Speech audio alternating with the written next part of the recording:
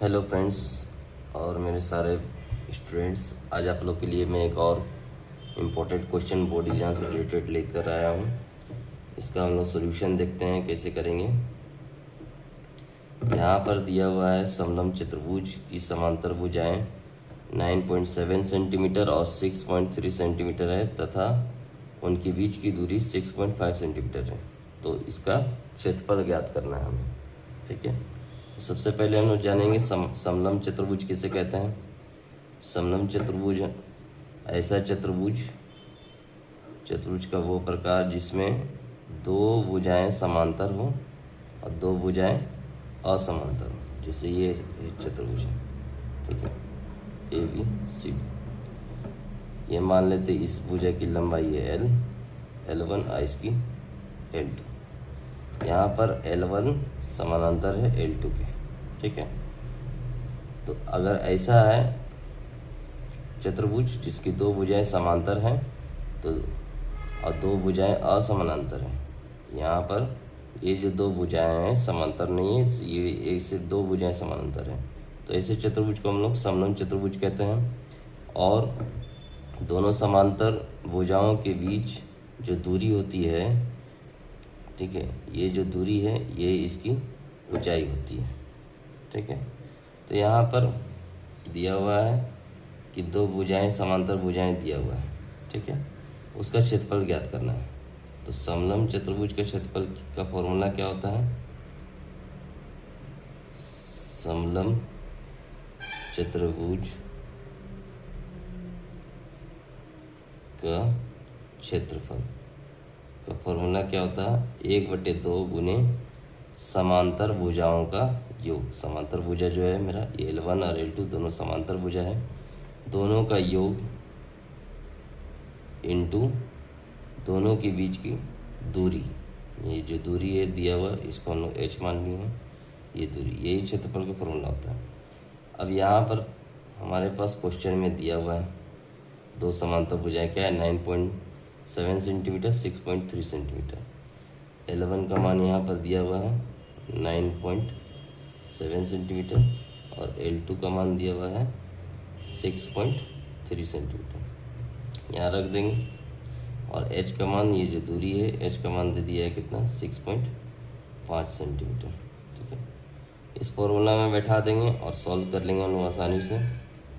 9.7 plus 6.3 into 6.5, तो 1/2 into 9.7 into 6.3 को add करेंगे, 7 3 10 का 0, हाथ में चाहिए 9 6 15 1 16, कितना आ जाएगा, 16 आ जाएगा, इंटू 6.5। 16 को 2 से डिवाइड करेंगे तो 8 बार में कट जाएगा। फिर 8 से 6.5 को गुना कर लेंगे हम लोग, 8 5 40 का 0, 8 6 48 4 52 सेंटीमीटर स्क्वायर आ जाएगा। तो ये हो गया हमारा समलंब चतुर्भुज का क्षेत्रफल निकालने के लिए, ठीक है।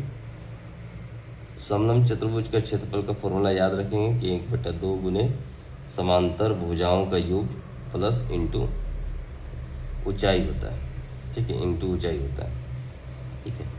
अब ये फॉर्मूला कैसे आया, बहुत बच्चों को ये समझ में नहीं आता, याद नहीं रहता है। तो याद नहीं रहता है बच्चों, तो हम लोग इसको देख सकते हैं कि हम लोग इसको आसानी से, अगर याद नहीं रहेगा तो फॉर्मूला ये कैसे हम लोग लिखेंगे, ये अपने दिमाग में बैठाएंगे। इसके लिए मैं आप लोगों को बता देता हूँ। जैसे ये है L1, ये है L2 और इसकी ऊंचाई कितना है हमारे पास, h है, ठीक है। अब मुझे इस चतुर्भुज का क्षेत्रफल निकालना है, तो हम लोग क्या करते हैं कि A से C को मिला देते हैं। A से C को मिला दिए तो यहाँ पर दो त्रिभुज बन गया, ABC और ADC, ठीक है।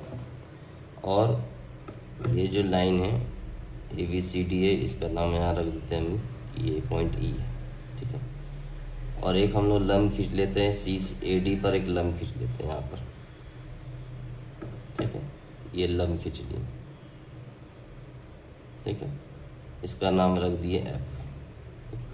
अब ये AE के जितना ऊंचाई है, जितना दूरी है h है, तो तो ये सी एफ का भी मान कितना हो जाएगा, एच हो जाएगा।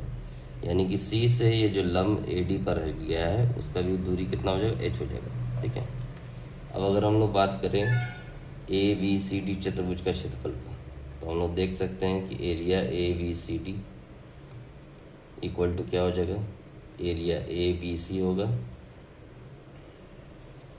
प्लस एरिया ऑफ त्रिभुज ए डी सी होगा।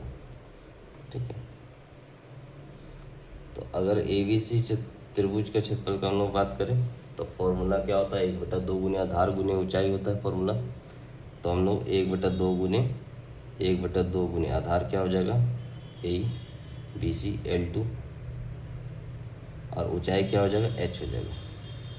ठीक है, प्लस और ए डी सी का अगर हम लोग बात करें क्षेत्रफल का फॉर्मूला, तो यहाँ हम लोग देख रहे हैं कि ए डी पर सी से लंब मेरा कितना है, h ही है, यही दूरी है, h है। ठीक है, और आधार मेरा ए डी है, तो 1/2 गुनी ए डी का मान कितना, 11 इंटू ऊंचाई मेरा h। तो इसमें से हम लोग देखते हैं कि 1/2 कॉमन आ रहा है, h कॉमन आ रहा है, तो हम लोग 1/2 को बाहर निकाल लेंगे, h को बाहर निकाल लेंगे, अंदर में बचेगा L2 प्लस L1। इसी को हम लोग लिख देते हैं अरेंज करके, 1/2 गुने L1 plus L2 into h। तो इसी से फॉर्मूला बन जाता है कि 1/2 गुने समांतर भुजाओं का योग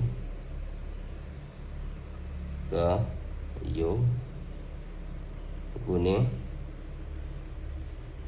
समांतर भुजाओं के बीच की दूरी बोले। ठीक है, समांतर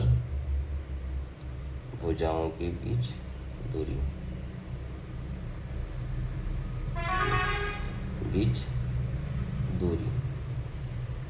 ठीक है, ये फॉर्मूला इसी का हम लोग उपयोग करते हैं समलंब चतुर्भुज का क्षेत्रफल निकालने के लिए। अगर आपको फॉर्मूला याद नहीं रहता है तो आप एक बार प्रूविंग कर लेंगे तो बहुत आसानी से इसके फॉर्मूले को आप लोग याद रख सकते हैं।